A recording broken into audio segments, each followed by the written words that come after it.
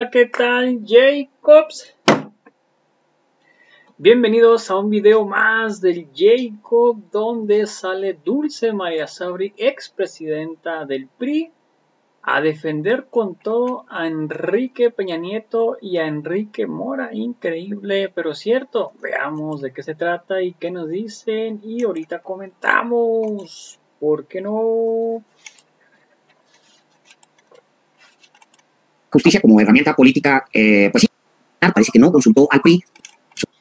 Y hemos invitado aquí a los periodistas, no precisamente para hablar del tema en particular sino para hablar en general de lo que está sucediendo en el Partido Revolucionario Institucional, a Dulce María Sauri. Ella fue presidenta nacional del PRI y le agradecemos que esté con nosotros aquí en Los Periodistas. Muchísimas gracias por acompañarnos esta tarde, Dulce María. Muy buenas tardes, mucho gusto de estar con ustedes. Muchísimas gracias. Yo quería preguntarle, de entrada le agradezco que esté aquí, específicamente sobre lo que ha pasado en los últimos días con la elección de candidato allá en el Estado de México. Morena ya tiene, pues sí, más o menos la vía de cómo va a alcanzar a su candidatura, cómo va a resolver la candidatura. Ya tiene una candidata, es la actual titular de la SEP, pero ahora se ha complicado para el Estado de México por varias razones. La primera es que el presidente nacional del PAN, que está en alianza con el PRI, pues ya dice que tiene su propio candidato, que es Enrique Vargas del Villar. Parece que no consultó al PRI, y mi pregunta es, ¿a cuál PRI consulta? ¿Al del Estado de México, al PRI nacional? El Estado de México, ¿cómo lo va a resolver el PRI del Estado de México? ¿Qué va a hacer con el gobernador? En fin, parece que se ha empantanado allá en el Estado de México. ¿Con quién debería dirigirse Marco Cortés, Dulce María Sauri? A ver, yo primero haría una observación antes de proceder a responder a la pregunta. Que ni Morena y sus aliados electorales, ni el PRI, el PAN, el PRD y Movimiento Ciudadano pueden estar en estos momentos postulando candidata o candidato al gobierno del Estado de México, de Coahuila. La ley lo dice con toda claridad. La fecha de inicio de las precampañas en el Estado de México es el 23 de enero del año que viene. Entonces, si Morena está construyendo una manera de evadir la legislación electoral, está cometiendo, lo menos que puedo decir, una irregularidad. A vista y paciencia. Si se nombra coordinadora de los comités de defensa de la Cuarta Transformación a la profesora Delfina, es indudablemente una manera de pretender evadir la ley, por no decir violarla. Y el comentario del presidente del Comité Nacional del PAN, ahora voy a la respuesta, me parece que este es un comentario que se da en el marco de la búsqueda de los partidos políticos que están tratando de armar una coalición electoral de distintos prospectos que ellos ven capaces de sacar adelante una elección enormemente competida como es la del Estado de México. Yo hasta ahí lo dejaría. Me parece que ir más allá sería ignorar una cuestión fundamental, que los partidos PRI, PAN, PRD y Movimiento Ciudadano, si quieren realmente construir una alternativa al gobierno de Morena en el Estado de México, tienen que ir en una coalición electoral. Y la segunda parte importante, indudablemente, pero que está supeditada a la posibilidad de triunfo, es quién encabeza esa coalición electoral. Bueno, el PAN ya dijo que el alcalde de Huixquilucan lo consideran un prospecto. El PRI, desde mi perspectiva, ha guardado prudencia porque tiene dos muy importantes prospectos femeninos, por cierto. Me refiero a la diputada Ana Lilia Herrera y a la ex dirigente estatal del PRI, Alejandra del Moral, que actualmente es secretaria de Bienestar en el gobierno del Estado. Bueno, esto se ha mencionado. Ambas aspirantes han dicho abiertamente que quieren ser candidatas para gobernar el Estado de México. Y la dirigencia nacional del PRI, desde mi perspectiva, ha guardado un prudente silencio. Que el presidente nacional del PAN haya expresado el propósito del alcalde de Huixquilucan, pues bienvenidos. Allá tendrán, como parte de la negociación de esta indispensable coalición, que calcular quién tiene más posibilidades de triunfo. Y yo lo puedo decir sin ninguna reserva, Alejandro. La tiene quien proponga el Partido Revolucionario Institucional en el Estado de México. Pues no solo porque es gobierno en el Estado de México, no solo porque hubo resultados electorales favorables en esa alianza electoral en 2021, sino porque ambas son prospecto realmente triunfador en una elección enormemente complicada.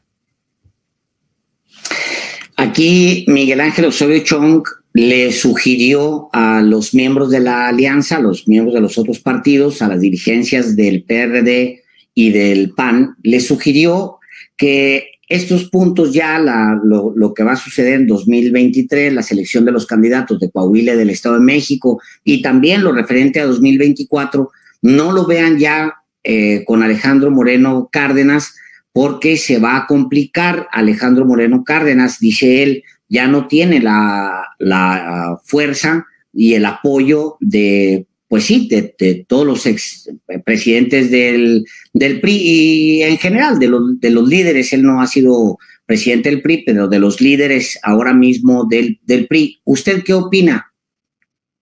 A ver, yo leí con toda atención las palabras del coordinador de los senadores del PRI y me pareció que su prevención respecto a 2024 es una prevención correcta, sobre todo considerando que la presidencia y la Secretaría General del Comité Ejecutivo Nacional del PRI concluyen el 19 de agosto, es decir, en unos días más, dentro de un año exactamente. Pero en el 2023, que es cuando va a tener lugar las elecciones del Estado de México y Coahuila, la dirigencia nacional hoy por hoy es la que encabeza a Alejandro Moreno Cárdenas.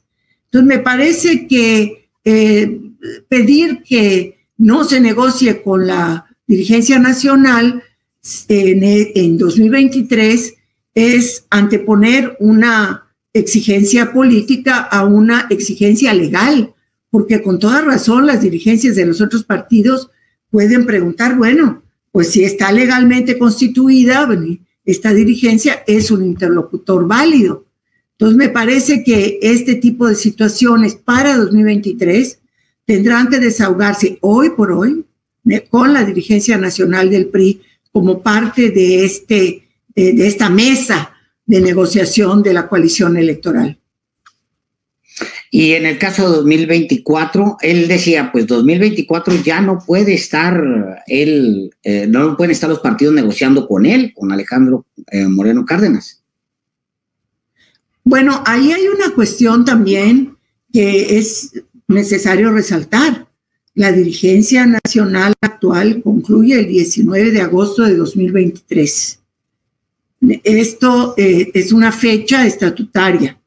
Desde luego que puede solicitar al Consejo Político Nacional una extensión de 3 meses de la dirigencia, pero eso nos metería al PRI en una situación sumamente complicada, porque la resistencia al interior del PRI,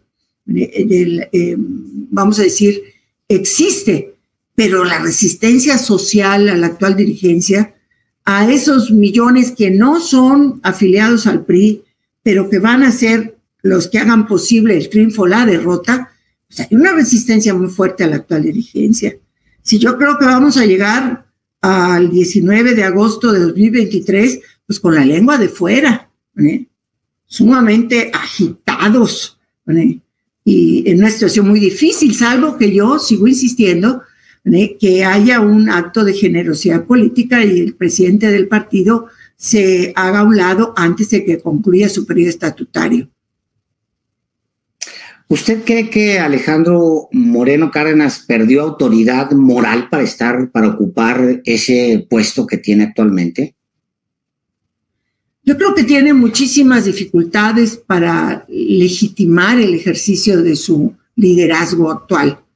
Es legal, yo una y otra vez lo he dicho, es legal, pero la legitimidad se adquiere en el ejercicio de la función.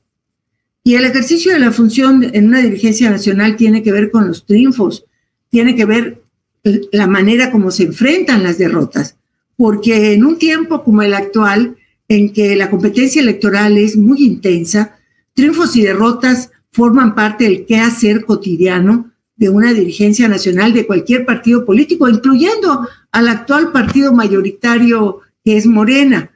Entonces, lo que ha sucedido en el PRI, las derrotas dolorosas que han tenido lugar en el territorio y que han dejado al PRI solamente con 2 gubernaturas en este momento, próximamente se incorporará Durango, y justamente las 2 gubernaturas que son las que van a estar en juego el próximo año, hacen que esta dirigencia nacional, en particular su presidente, tenga circunstancias muy difíciles, circunstancias que habrían de animarlo a sumar y no a concentrar la toma de decisiones exclusivamente en su persona, como lamentablemente ha estado sucediendo. ¿A usted le gusta este PRI, Dulce María? Y si no le gusta, ¿no ha pensado en algún momento en que es momento de dejar el partido en el que ha militado por tantos años?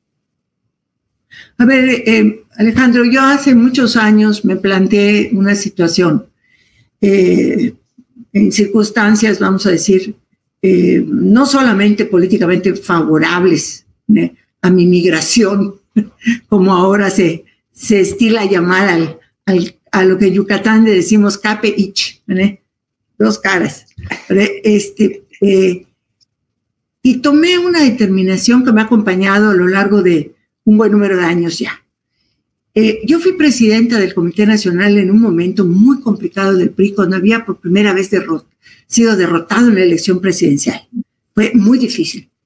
Millones de personas confiaron en mí como presidenta del partido para conducirlo y llevarlo a buen puerto en marzo de 2002, después de nuestra asamblea y de la elección de la nueva dirigencia. A mí se me daría vamos a decir, una enorme infidencia, es decir, atentar contra la fe de esas personas, decir simplemente me voy del PRI. Que no estoy a gusto, casi como quien dice, estoy durmiendo en una cama de piedra, y como decía la canción, de piedra es la cabecera también, y en este caso el partido que yo quiero, no que a mí me quiera, el que yo quiero, pues lo quiero de a de veras, y aquí me quedaré. Si me toca lamentablemente cerrar la puerta del PRI, la cerraré, porque es un gran partido histórico que le ha dado y le puede seguir dando mucho a México, sobre todo en esta etapa de competencia democrática que tenemos. La ruta de Alejandro Moreno, están ahí los datos, Dulce María, es justamente hacia allá, hacia pues ya empezar a apagar luces. Seguramente la mitad de las oficinas ya no han de tener luz, y eventualmente en esta ruta, en la ruta que va, pues va a terminar entregando un partido que no tenga ni siquiera para el recibo, ni para pagar la luz. Bueno, me encanta cuando dice pagar la luz, porque también me acuerdo de mi paisano Manzanero, y ahora que se vale las intervenciones políticas, salpicarlas con hermosas melodías, pues bueno, voy a apagar la luz para pensar en ti. Y en este caso apagaremos la luz para pensar en la democracia en México y lo mucho que el PRI logró aportar para este proceso democrático.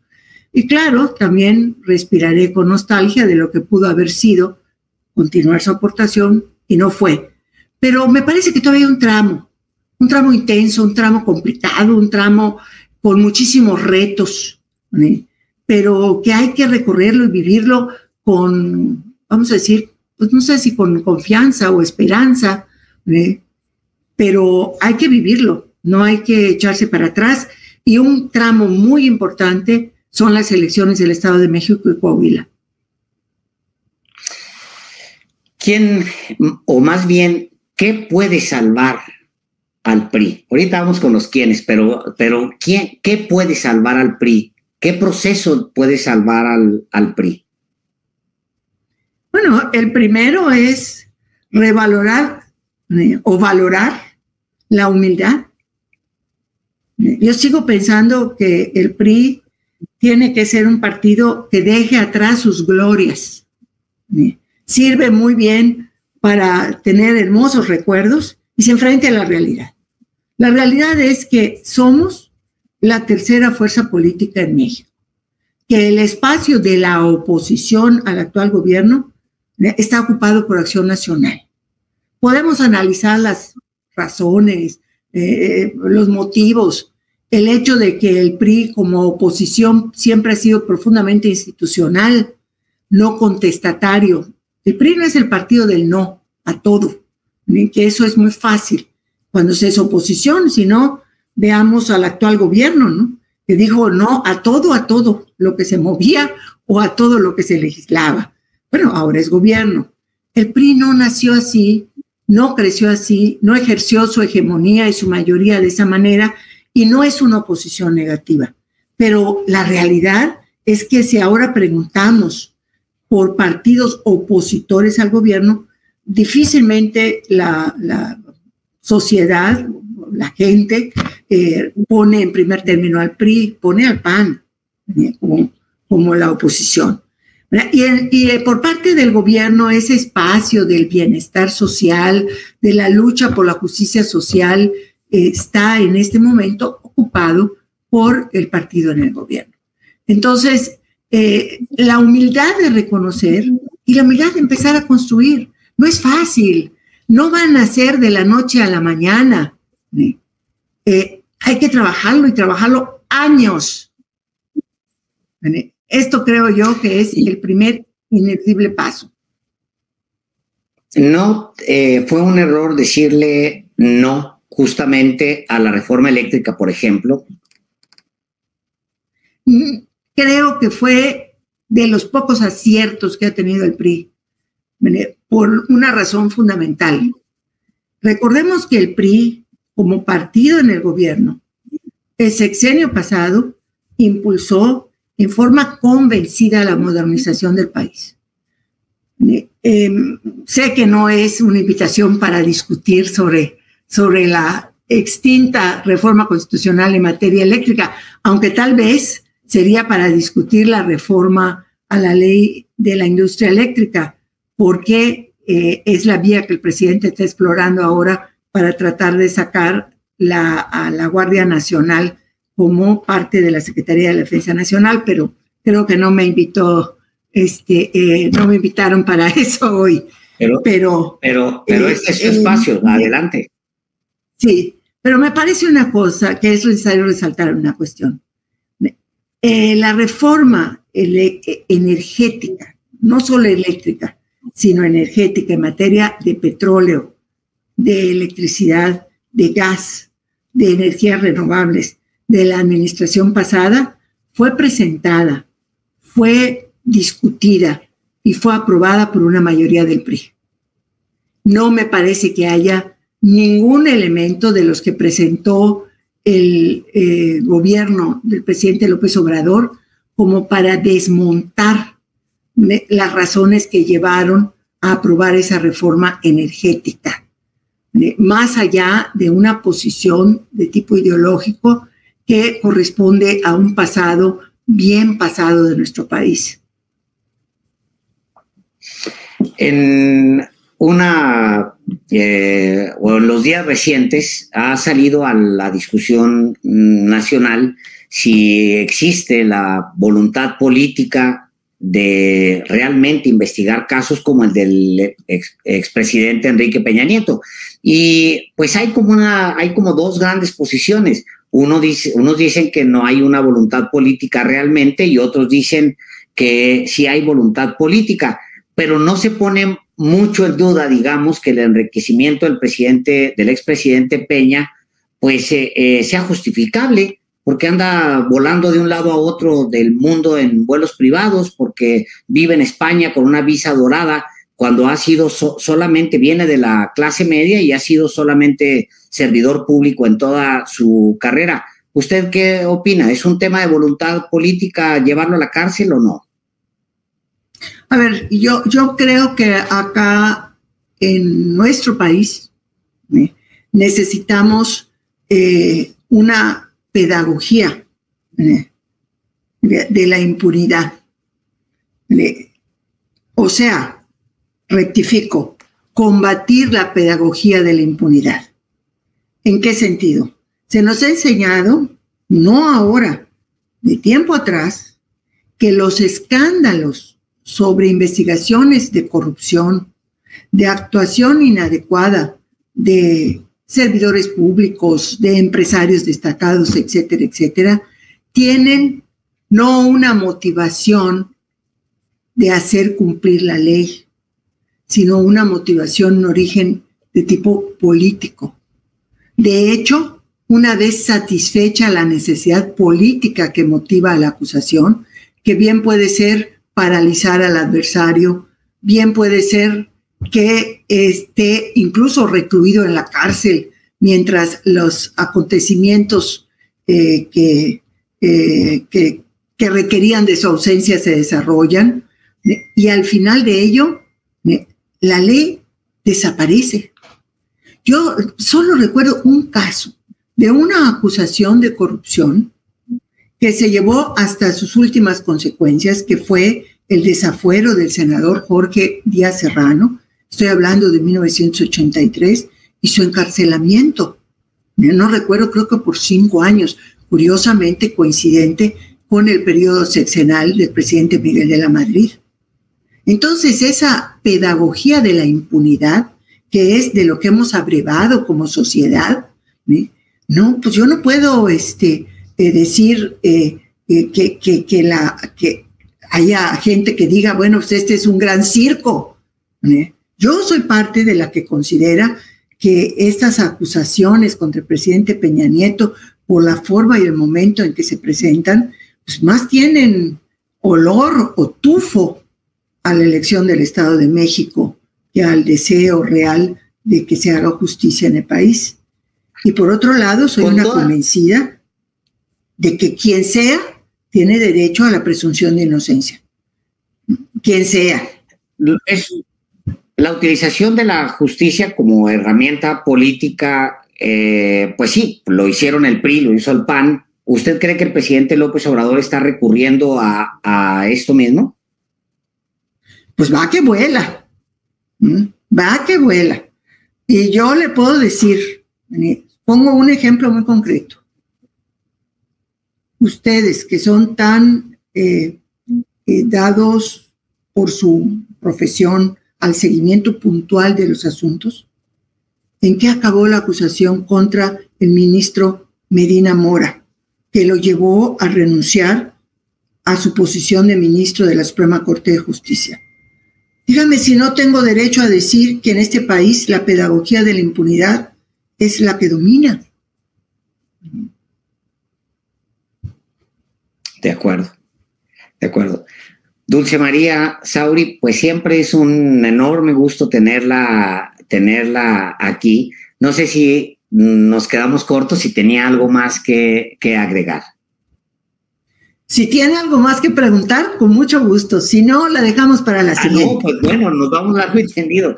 A ver, yo le quiero preguntar una última cosa, porque ese tema es muy importante. El del ministro Medina Mora efectivamente se va porque tiene acusaciones y él pues no regresa a la vida pública y simplemente no va a prisión. O sea, renuncia por razones que desconocemos realmente y ni va a prisión y simplemente lo desaparecen de la vida pública, y eso pues nadie lo puede ocultar. Y hay otros casos, por ejemplo, la investigación que se estaba haciendo con respecto a los sobornos para aprobar la reforma energética, que me lo quedé desde que lo estábamos mencionando, que vinculan a senadores del PAN, actores del PAN, pero también algunos actores del PRI, pues tampoco no supimos en qué quedó todo eso. O sea, y es algo que constantemente se le está criticando al fiscal, pero no directamente al presidente López Obrador. Por eso era importante saber si usted cree que ya es el presidente López Obrador, o siempre ha sido el presidente López Obrador, el que está detrás de la inacción del fiscal, por un lado, o pues del uso de la Procuraduría o de la Fiscalía como una herramienta política, porque pareciera más bien que está en la omisión, más que en la utilización como una herramienta política. Mire, lo que pasa es que asistimos a un proceso de concentración y control del poder muy importante en la figura del presidente de la República. Entonces yo me pregunto, si ese proceso de control, de concentración de poder, deja fuera las investigaciones de la Fiscalía. Yo quisiera pensar que no, porque costó muchísimo trabajo hacer a la Fiscalía como un órgano constitucional autónomo. Se hizo desde la reforma de 2013, pero fue hasta 2019 cuando finalmente el Procurador General de la República se transformó en Fiscal General de la República y con ese estatus ya de autonomía constitucional. Entonces, por eso me resisto a darle una respuesta categórica, porque, pero nuevamente, si concentra todo, si controla todo, ¿por qué no va a hacer lo mismo con la Fiscalía General de la República? Él se mantiene, o cada vez que le preguntan, ahora con menos énfasis, sí hay que decirlo, sí afirma mucho el presidente López Obrador que él no tiene contacto con el fiscal porque es independiente. ¿Usted duda de esa independencia del fiscal, Dulce María? A ver, yo no dudo de las personas, dudo de las formas en que las funciones institucionales se manifiestan. A mí me causa enorme incomodidad cada vez que el fiscal general de la República ha ido a las conferencias del presidente a exponer determinados asuntos. Cada vez que pienso y hago un acto de fe y digo, esta es una fiscalía autónoma, fue una lucha de millones de personas, demás, me acuerdo de aquel enorme cheque que luego supimos por quien era el presidente del instituto, bueno, de este nombre chistoso, que nunca se entregó. Entonces, díganme si no tengo derecho a dudar. Claro. Y en el caso del presidente, específicamente, en el expresidente Peña, entonces, usted deduce, es muy probable que sea más bien el cálculo político del presidente López Obrador con respecto al Estado de México, y que el presidente está pensando más bien en armarle una causa o asustarlo o tenerlo listo para en algún momento echarle nomás el cerrojo al expresidente Peña, porque está pensando en el Estado de México, políticamente, obviamente. Pues mire, lamentablemente y contra mi creencia firme en las instituciones y la buena voluntad que tengo hacia la actuación de las personas, especialmente cuando toman decisiones sobre mi vida y de 130 millones de mexicanas y mexicanos, pues la verdad es que los tiempos indican con toda claridad que el Estado de México está atravesado en este proceso. Estamos hablando de un gobierno que está a unas semanas de cumplir 4 años formalmente de haberse iniciado. Bueno, el 1 de diciembre, pero prácticamente desde el triunfo del presidente López Obrador, él empezó a actuar ya como presidente, que iba a hacer a partir del 1 de diciembre. Entonces, la pregunta es, bueno, ¿por qué a los 4 años? O sea, era un asunto que no mereció su atención primero, o las fechas, la elección del 21 le dijo, más vale que abras tus sobres. Luego después, en algún otro momento, contaré los nuevos sobres del presidente López Obrador, porque no son los 3 sobres de entonces, de los gobiernos priistas, estos son nuevos sobres. Y de repente el segundo sobre del presidente López Obrador dice, acusa al presidente Peña Nieto. De repente, porque ahí viene el Estado de México. Bueno, pero A ver, el expresidente no tiene, o no sé si tenga manera, pero sus declaraciones patrimoniales no tienen forma de explicar cómo es que se pagó un departamento en España, cómo es que obtuvo una visa dorada como inversionista en España. Tienen sus declaraciones patrimoniales, tiene pues que recibió donativos de joyas, que te recibió donativos cuando era servidor público de propiedades, que tiene, es decir, incluso lo dejó en sus declaraciones patrimoniales y hay incluso una investigación con respecto a IGA. Entiendo que todo eso pues llevaría algún tiempo investigarlo y además estaba la voluntad del presidente de no investigar a los expresidentes, que lo dijo una y otra vez al principio, no voy a hacer algo espectacular como lo hacían los gobiernos del PRI. Bueno, el presidente Peña metió a la maestra El Ballester a la cárcel. Bueno, pero ahí tenemos la contradicción, ¿no? Porque no voy a investigar. El presidente de México desde 2019 no investiga un órgano constitucional autónomo que se llama Fiscalía General de la República. Aunque claro, el Ejecutivo tiene a la Unidad de Inteligencia Financiera en la Secretaría de Hacienda, ¿no? Que fue justamente la Unidad de Inteligencia Financiera la que dio a conocer parte de la investigación, porque entiendo que hay otra que tiene exclusivamente la Fiscalía General de la República. Entonces, todo este tipo de situaciones, yo no tengo ningún elemento ni conocimiento a fondo de este asunto, yo abrevo de lo que ustedes publican, pero sí soy una convencida de que el principio de presunción de inocencia hay que defenderlo contra viento y marea, porque es la base del sistema de justicia del país. Y en este caso, hubiera sido mejor, al presidente, ¿sí? En el caso del expresidente Peña, habría sido mejor que desde un principio le hubieran abierto una investigación, que la fiscalía lo hubiera investigado por las denuncias que existían, que se hubieran ido por el tema IGA, por el tema OHL, por el aumento de su patrimonio, que es, pues sí, muy escandaloso, considerando que es un hombre que viene de la clase media y que ahora anda en vuelos privados, por su relación con Armando Hinojosa, por el tema de la Casa Blanca, por todo esto que se le ha señalado durante años. Lo mejor hubiera sido de entrada investigarlo y luego ir por él en el primer trimestre del sexenio. Eso sería la recomendación, porque él dijo claramente, el presidente López Obrador, eso lo hacía el PRI, eso lo hacía el PAN, no lo voy a hacer. Mira, yo no sé qué motiva las estrategias generales de un gobierno. Por cierto, me parece muy bien lo que decidió el nuevo presidente de Colombia, Gustavo Petro, que entrando entregó su propuesta de reforma fiscal. Y recordé lo que siempre me ha rondado en la cabeza de lo que pudo haber sido en el 2001 si el presidente Fox se hubiera decidido a presentar una propuesta de reforma fiscal profunda, en vez de dedicarse a tratar de resolver jurídicamente el asunto de Chiapas, ¿no? Siempre he tenido esa inquietud. Lo que Petro hizo, entre otras cosas, es anunciar que va a aumentarle los impuestos a los ricos. Pues no lo va a hacer Vicente Fox, pues si son lo mismo. O sea, hay que reforma fiscal profunda.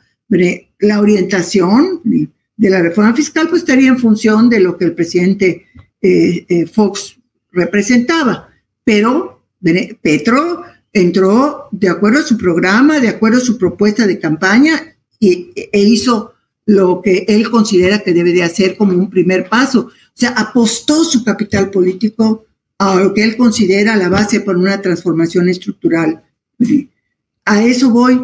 Yo no sé qué pensaba el presidente López Obrador en relación a sus antecesores, pero primero se dedicó a destruir sus obras, ¿no? Y eso ha sido muy efectivo en la destrucción de las obras. No me cabe duda alguna.